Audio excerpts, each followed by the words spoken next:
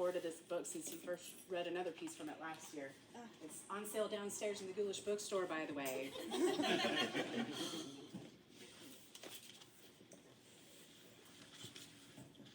Okay, I'm going to be reading a story called Life Begins at Possession, which is about exactly what you think it is. So if anybody doesn't want to sit and listen to that, and there's a number of reasons why there might be triggers or something, it's not going to offend me if you want to walk off from it.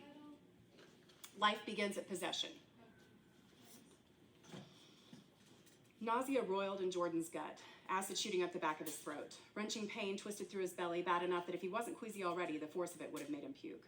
Coughing and gagging, hugging the porcelain bowl of the waiting room toilet closer than he'd ever held his wife, he briefly wished for death. When he finally stopped long enough to catch his breath, he fell back on his ass, wincing at the burn of newly formed hemorrhoids. Too weak to move, tears stung his eyes, and he buried his face in his hands, his humiliation complete. "Boys don't cry," came his father's scornful voice in his head, and Jordan shrunk into himself as if the old man's ghost might be peeking into the bathroom stall like a pervert. "Mr. Cruz? Is there a Mr. Cruz in the waiting room?" At the sound of the nurse's muffled call, he startled to his feet, wiping his mouth on his sleeve and tumbling from the bathroom without flushing. "Me," he rasped, using the wall for support. He felt eyes on him the whole way, not a single one sympathetic, and his face burned almost as bad as his ass. The nurse was younger, in her early 30s, he guessed, pursing his lips at the septum piercing and the tattoo that swept from her shoulder to her nape. "Step on the scale, please," she said. He breathed heavily through his mouth, the stench of sour vomit crawling up his nose. "Why the hell does it matter?" he asked. She blinked. "Why does what matter?" He gagged, swallowed it back. "Why does it matter how much I weigh? What the hell difference does that make when I'm suffering?" Her gaze went flat and she pursed her lips, turning to the blood pressure cuff. "Weight has an effect on many health conditions, Mr. Cruz. Step on the scale." "But I'm not fat," he sputtered, his gaze traveling up and down the nurse's own body before he could stop himself. Her expression assured him she had not missed the look, and she crossed her arms. "Are you refusing treatment? That's fine. You can sign a form on the way out. I have patients waiting who'll be glad to take your place." Talons of pain unfurled in his gut, and he groaned, panting. "Please," he whispered. "Scale," she returned.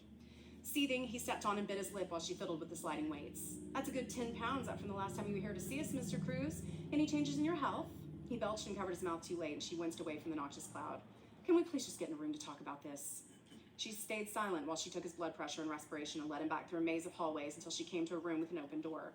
Jordan staggered inside and collapsed on the table, curled on his side. "So, what brought you here today, Mr. Cruz? Having some stomach trouble?" "Yes, stomach trouble," he gasped, just as an immense fart bubbled from his ass. He whimpered at the sting of it and covered his nose, his gag reflex heightened by his own stench. "I can see that. What else?" "Pain. Ugh, lots of pain. Just your stomach or elsewhere?"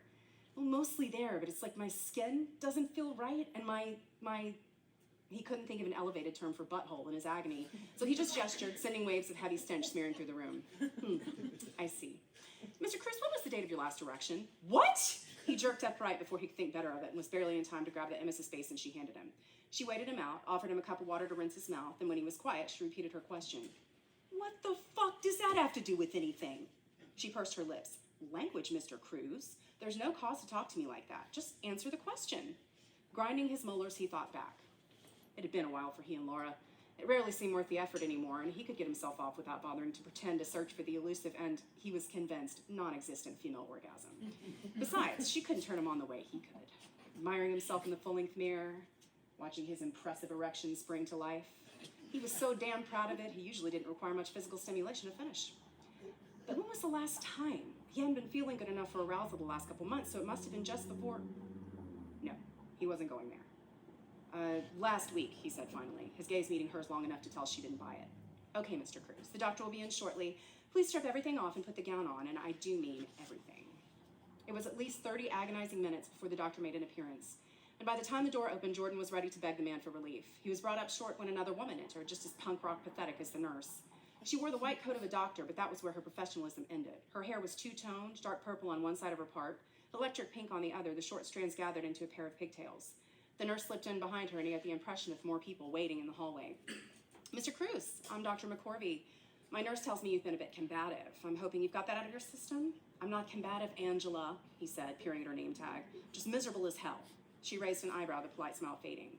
That's Dr. McCorvey, as I said when I came in." The uncomfortable silence stretched on, and Jordan's gut gurgled, pain spiking with every breath. Finally, he glared. "I'm sorry, Dr. McCorvey." She nodded. "Don't let it happen again." Before he could spew the words that flew to his lips, she pushed them back on the table, her gloved hand palpating his stomach, then his testicles with excruciating firmness. So your last erection was a week ago?"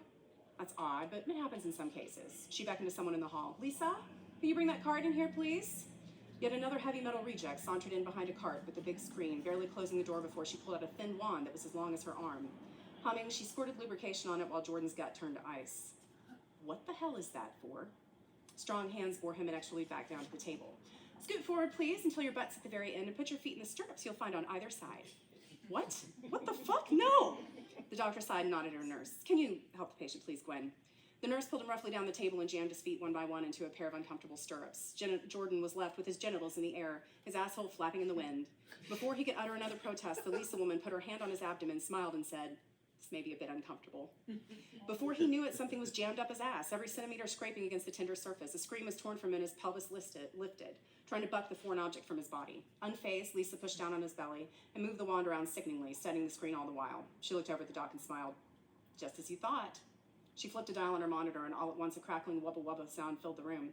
Strong little sucker, isn't it? Dread turned Jordan's body to stone, his ass dropping back to the table as the tech turned the screen so he could see it.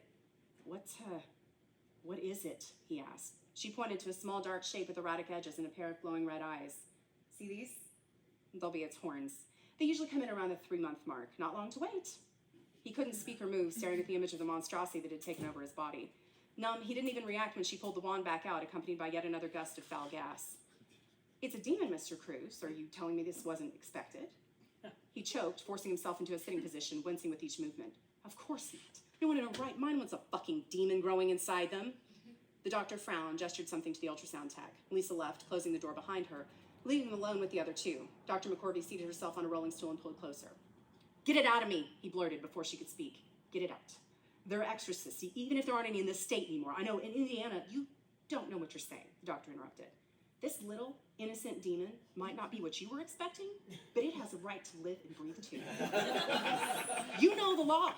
Life begins at possession. That demon is a living, hellfire-breathing entity with a whole eternity in front of it. You don't have the right to rob it of that. For all you know, it could lead the next insurrection against heaven." Jordan's breath came faster. "What about my rights? When did mine end?" McCorvey pursed her lips. "Should have thought of that before you got possessed." "How did it happen anyway? Ouija board? Hex?" He said nothing as she raised an eyebrow. "Summoning? We used a protective circle!" The doctor shook her head. "No spells are 100% effective against possession, Mr. Cruz. You know that? You were playing with fire." "Asking for it," murmured the nurse. "I didn't want this," he moaned. "I did everything I could, but the circle, it broke." The doctor nodded, came back to his side. "I understand. You can't plan for every eventuality, but you need to look at this as a blessing, an opportunity." He stared at her, his fury rising. "I'm not keeping it. Get me the fuck out of here. I'll find someone else who can help me." The doctor's eyes hardened. "I'm a mandatory reporter. Do you understand that? I can't let you do that. You can't fucking stop me. Get out of my way." A heavy knock sounded on the door. "Dr. McCorvey?" came a deep voice from the hallway. "Come on in," she said with a sigh. The door opened and 2 people in dark security uniforms filled Jordan's vision. One was a woman, just as freakish as the rest of them in this cursed place, but the other was the salvation he'd been looking for. A man. "Oh, thank God. Tell him they can't make me do this." The young man stared impassively. "Mr. Cruz, your wife is here." "Laura?" The 2 gargantuans in the doorway stepped apart to reveal his wife standing between them, a grave expression on her face. "Jordan," she said in a low voice, "I'm so very disappointed." It took him several seconds to process that it was his own words she used on him, the same phrase he pulled out time and again on his family. Directed now at him, the head of the household, a man of God, of his church, a model member of the community, a board member at his company. Oh, fuck. They would know. Everyone would know. "No!" he screamed, letting go of all semblance of sanity. He barely noticed the handcuffs someone slipped around his wrist, securing him to a gurney. A haunting image of Laura's face, a gleam in her eye, a twisted smile that made his blood run cold.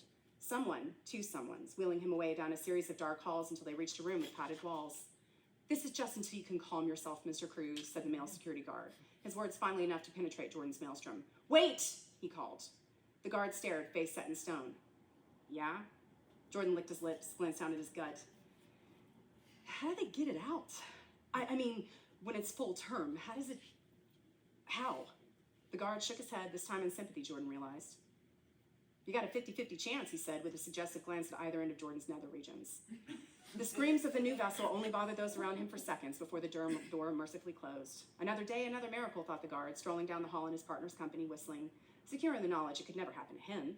This was America, after all, land of the free.